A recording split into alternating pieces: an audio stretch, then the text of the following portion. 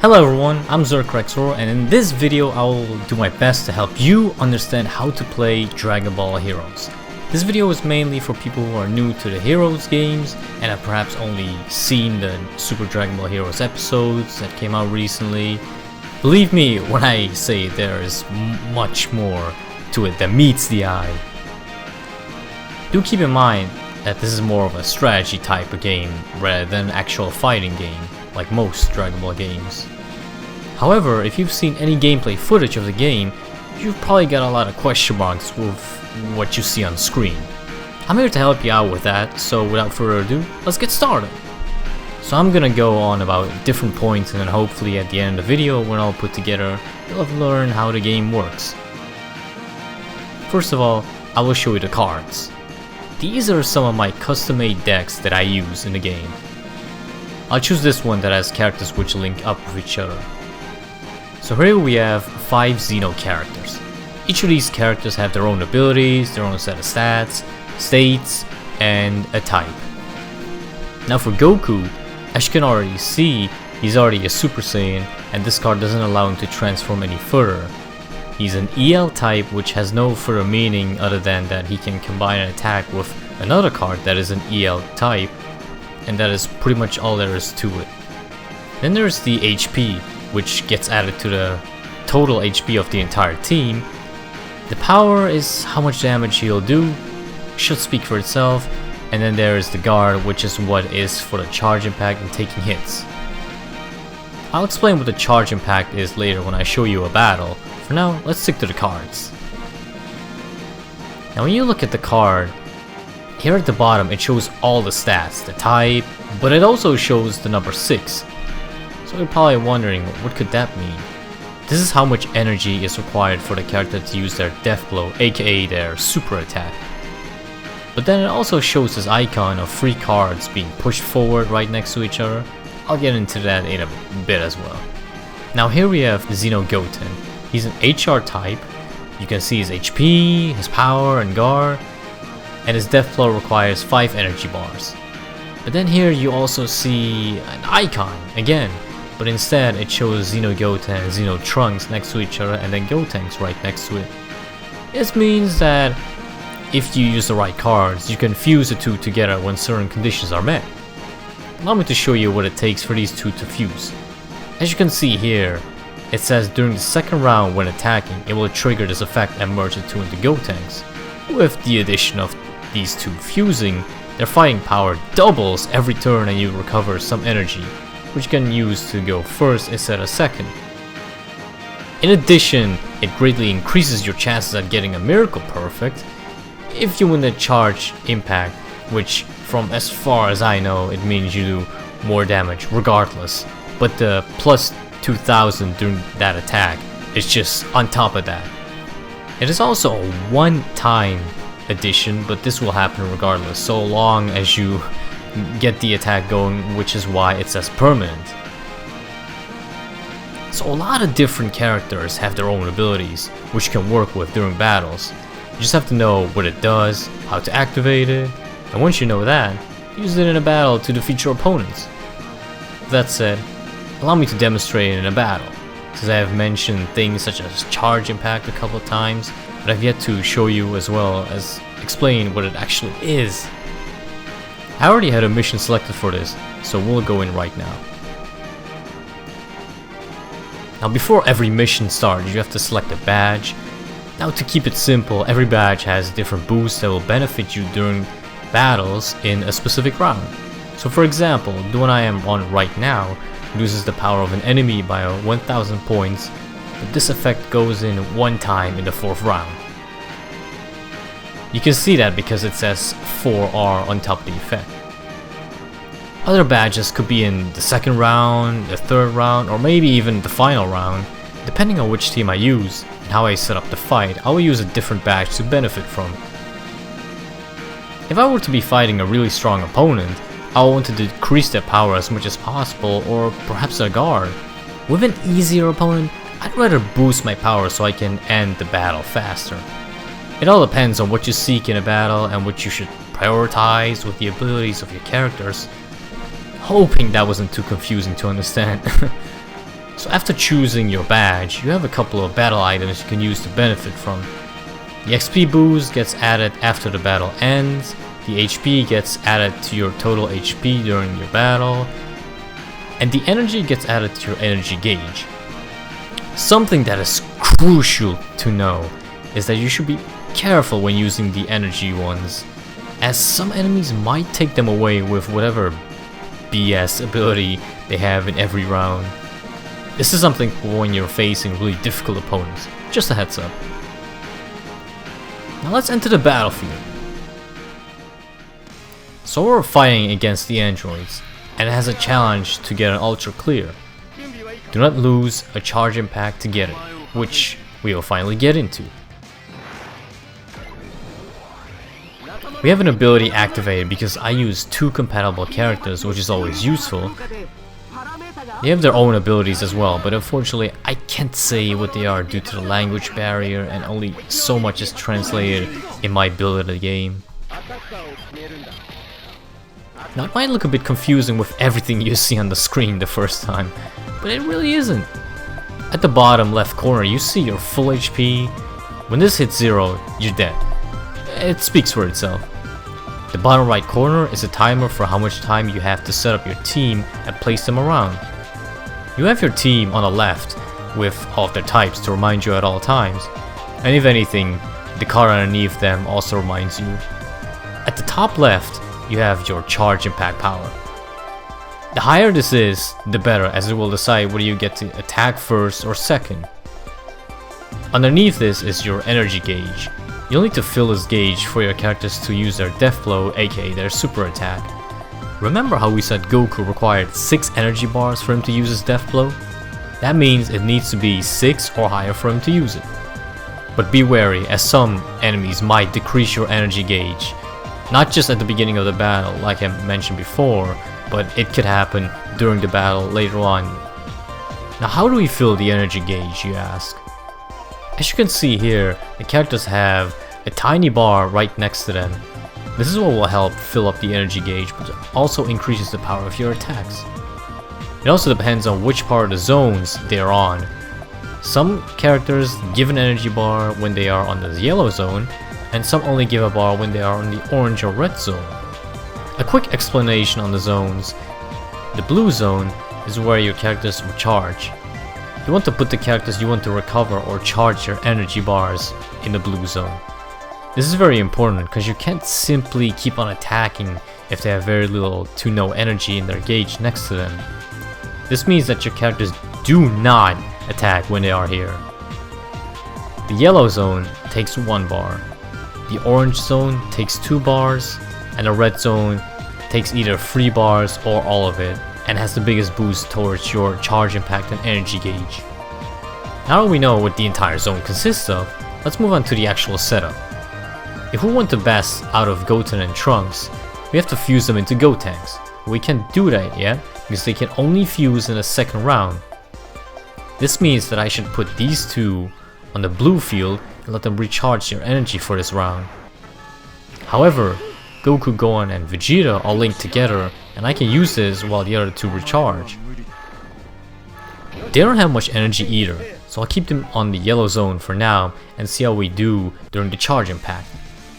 As it turns out, their power is 499 points more than ours, so they get to go first this turn. Android 17 and 18 are both HR types and linked together, as you can see here.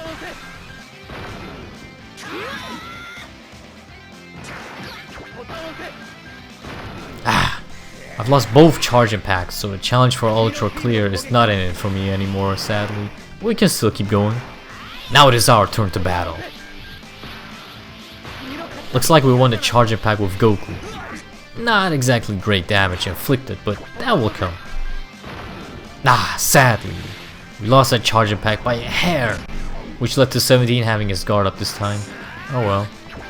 Now, as you have just seen, Vegeta's charge impact speed is way faster than the other 2.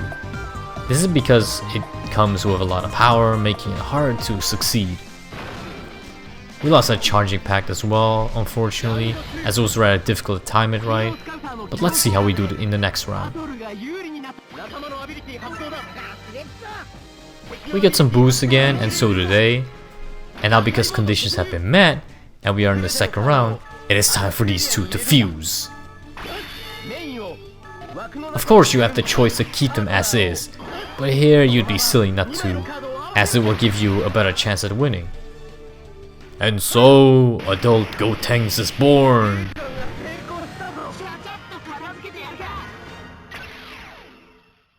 Right after fusing, their ability gets activated and they get their boost in power as we had shown earlier in the video. Now it is time to put it to test. I'll let the other three recover in the blue zone and charge up, and use Gotenks to attack to see how much damage we can do.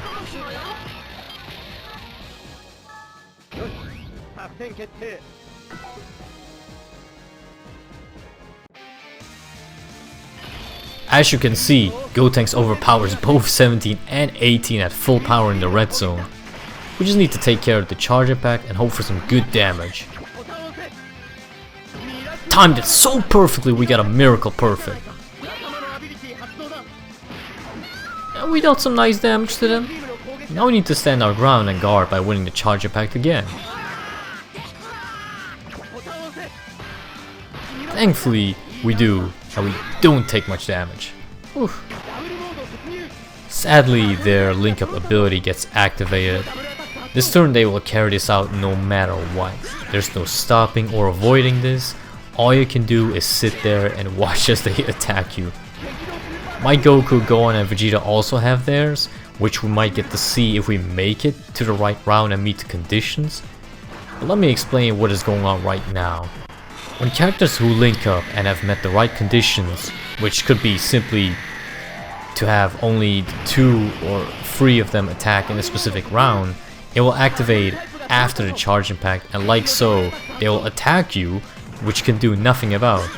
The only way to possibly avoid it is if you could stun them, and often strong opponents are even immune to that. We took some damage here, but nothing we can shake off.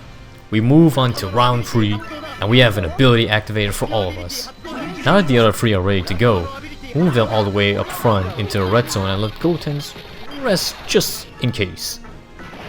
Since we're going all out, it takes all of our bars and adds it up.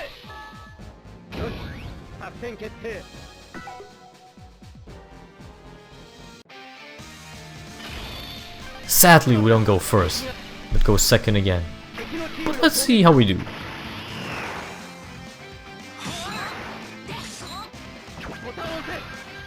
Oof, we got a perfect with Gohan, very nice. But since they keep on getting stronger every turn, it still does quite the damage. Oof, this was a bit difficult to time right. The energy gauge is more than filled up, so 16 will get to use his death blow, as you could see with the red indicator. Ooh, we get another miracle perfect with Goku. Let's see how much damage he can put out.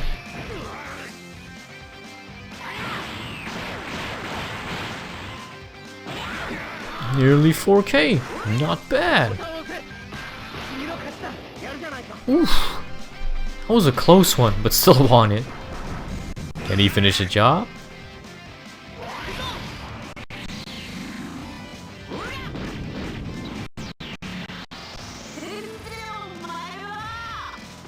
Ah, so close.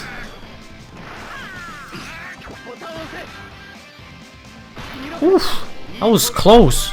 Wow. Their HP has already reached 0, but it always finishes up with a death blow if possible. And that is that.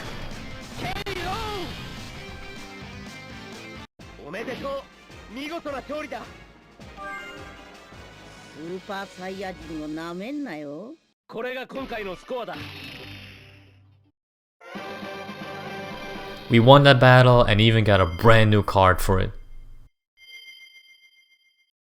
After each battle you get a brand new badge which you can decide to either keep and replace an existing one with, or consume it for XP and keep the ones you already have.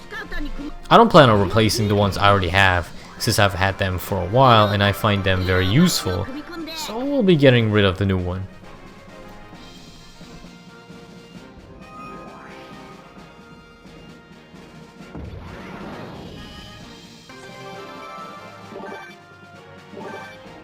Now, I don't know how the hub will look like in the brand new game exactly and entirely, but I guess they'll show you some of the things that you could do in Ultimate Mission X and might see return in the new game in another form.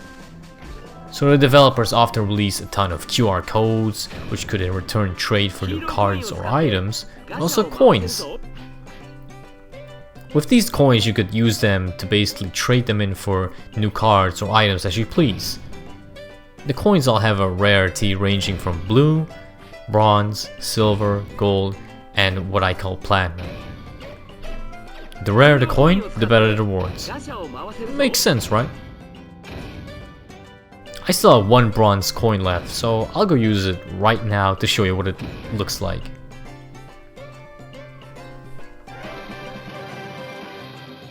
Android 15. Yay. Sick. So that is one way of getting cards and items. So here you can edit your team and make whatever you want or check your collection of cards.